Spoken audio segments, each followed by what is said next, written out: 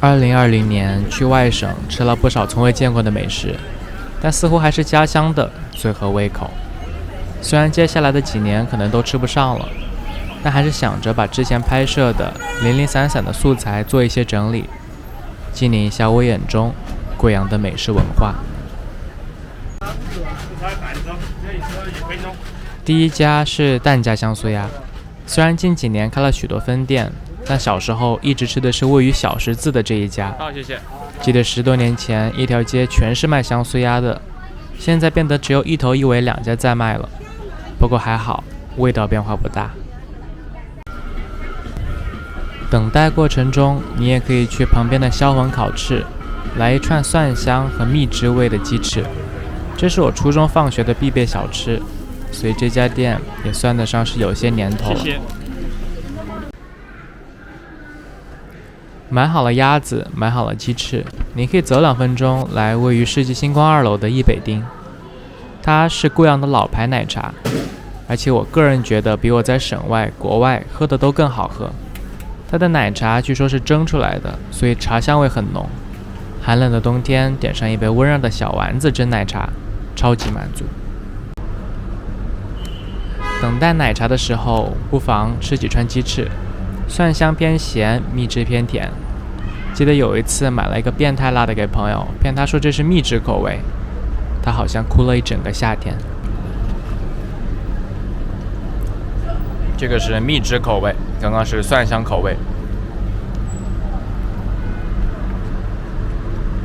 蜜汁顾名思义偏甜，烤的一般有点干，只是说有一点小时候的味道，所以每次回来都会买上1-2串。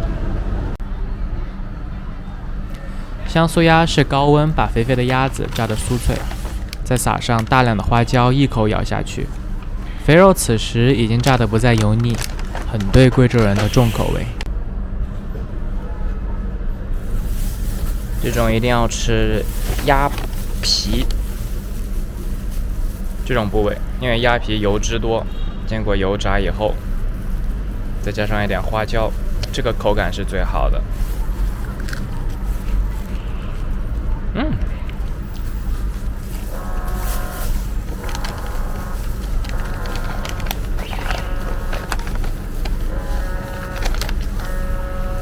这种就是传统的鸭肉，比较瘦，但只要加上一点鸭皮，味道也还很不错。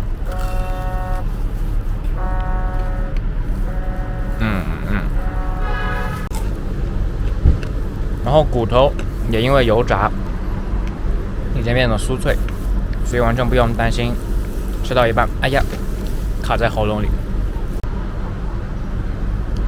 但是吃这个嘴唇会麻的发抖，那怎么办呢？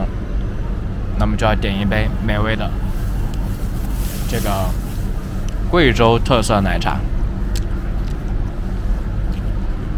当然说它是贵州特色，只是因为它大本营在贵州。大家所见，这表面非常浓稠，因为它的茶叶是蒸出来的，这样更能提取到茶叶的香味。喝一点茶叶，配一点这个香酥鸭，这个寒冷的室外冬天也就这么，这也显得不足为道了。同样富有当地特色的是在一旁的丁家脆哨。脆哨是油炸过的猪肉，和香酥鸭一样，油炸后的肥肉非常美味，满嘴的卡路里。虽然一般是配着粉面吃，但你也可以买个10多20块钱的，边走边吃。贵州的粉叫做酸粉，浓度和密度都高于一般的米粉，味道偏酸，外地人可能需要一段时间来适应，但是口感在我眼里真的比桂林米粉要棒。贵阳街边的素粉店很多，味道也说不上谁好谁坏。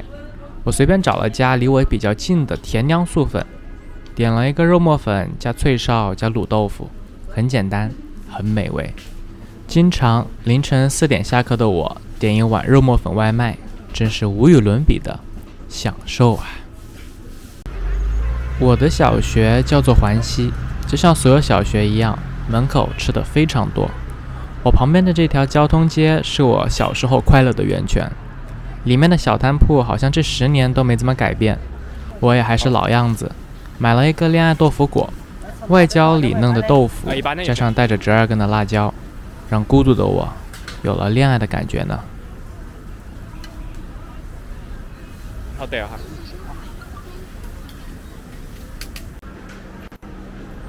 走在这一条街上，仿佛自己还在背着书包，刚刚从校园里走出来，看着眼花缭乱的小吃，也不知道自己这5元钱的零花钱够买什么。来，帮我拿个洋芋粑嘛。在那些准备在这。哦，在这吃。进来。好，这里面是吧？同样勾起回忆的还有洋芋粑，也就是油炸后的土豆饼，加上一点辣椒、甜酱和小菜，无聊的土豆立刻多了几分层次感。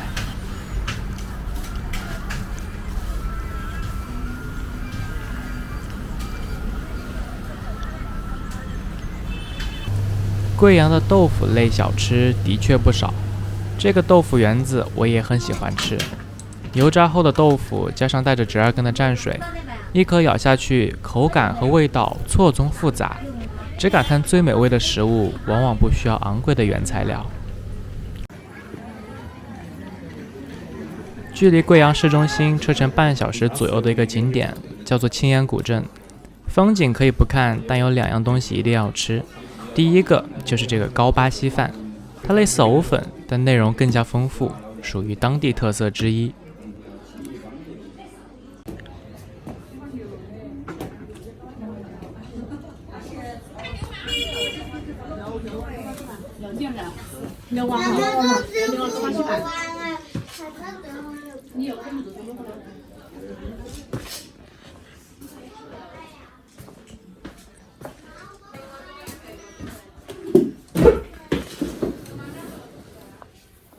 这叫什么？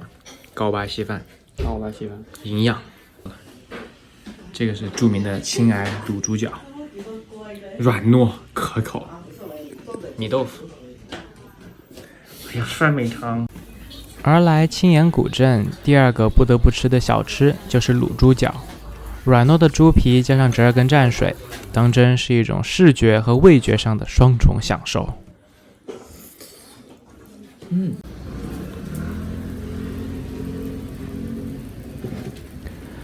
既然都来了花溪，那这种烤豆腐一定不能错过。外皮烤干，里面嫩嫩的白豆腐，沾一点辣椒，这是我小时候每次来这里游玩时最想念的一道小吃。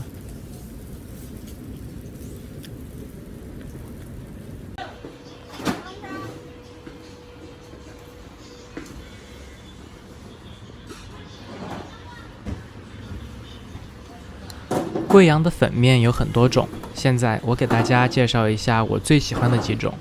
牛肉粉加肉加牛筋加皮，汤美肉嫩，再来一口酸粉，这是我离开中国前吃的最后一顿饭。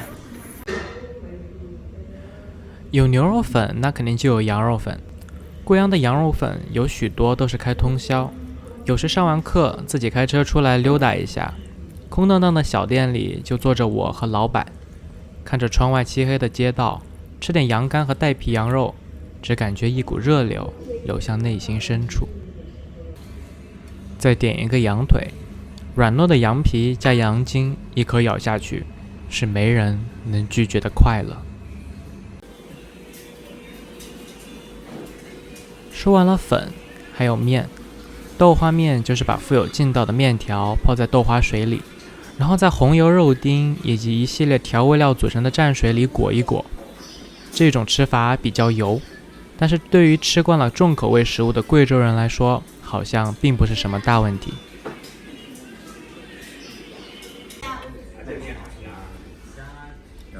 说起粉，差点忘掉了这次回国新发现的美食——辣鸡粉。再加一个鸡肝、鸡肉，买一杯冰凉凉的茉莉清茶，真是又辣又想吃。走出辣鸡粉店，来到青云路上，你会发现真的遍地都是吃的。不过我最喜欢的只有3家。这第一家就是当地名气最大的烤鱼，炭火烤后再放在辣汤里端上桌，鱼皮香脆，鱼肉嫩滑，配上一瓶唯一豆奶，这就是贵阳人的深夜食堂。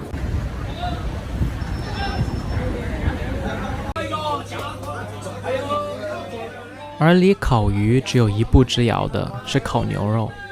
这家烤牛肉是我无意中发现的，有一天晚上我看见人多，就进去点了2串，只觉得牛肉入口即化，和着蘸水相辅相成，甚至才到了半夜2点左右，肉就全部卖完了。吃完烤鱼，吃完烤肉，再来一碗水果豆花，奇怪的搭配，非常解腻。豆花。贵阳的火锅味道也是一绝，甚至在离开家乡之前，我几乎不爱吃重庆火锅，因为我们当地口味的火锅味道更棒。这个是酸汤牛肉火锅，不同部位的牛肉包裹着精心熬制的酸汤和自己调制的蘸料，让人感觉一顿可以吃下一头牛。豆米火锅也是当地特色之一，四季豆熬制的汤底非常浓稠，煮上一些肉片、午餐肉、肉丸以及软臊，只感觉内心都被治愈了。清水烫也是一种特色火锅，骨头熬制的汤底加上配菜，再蘸一点万年不变的折耳根蘸水，只感觉简单才是真谛。这2家清水烫的味道都不错，而且都是自己选菜，而且都很偏僻，需要跟着导航慢慢走才能找得到。最后这家火锅是我从小吃到大的一家，生爆带皮羊肉火锅，经过爆煮后的羊肉放在汤里煮，再加一点羊肝。说实话，这应该被正式列入联合国教科文组织人类物质文化遗产。而且今天我们喝酒，什么时候说的？我想喝酒。在江闹，你说要锅翻我们3个，当时是陈海球。这个中间凸出来的锅叫做罗锅，位置呢就在我的初中门口，所以即使毕业这么多年，每次和朋友相聚时，我们也会不约而同的把夜宵地点选在这里。做法比较简单，就是把各式各样的炒菜烩在一起，而其中鸡皮和板筋尤其美味，蘸上一点辣椒，配上一口唯一豆奶，百吃不厌。不过贵阳最让我怀念的还是一群儿时的朋友，在家里天台随便做的一顿烧烤，仿佛是因为彼此间的欢声笑语变得无比美味。干杯！干杯！干杯！祝你平安！祝你平安！不知道下次见面是什么时候，但希望届时大家都可以到齐，也还可以像以前那样欢声笑语。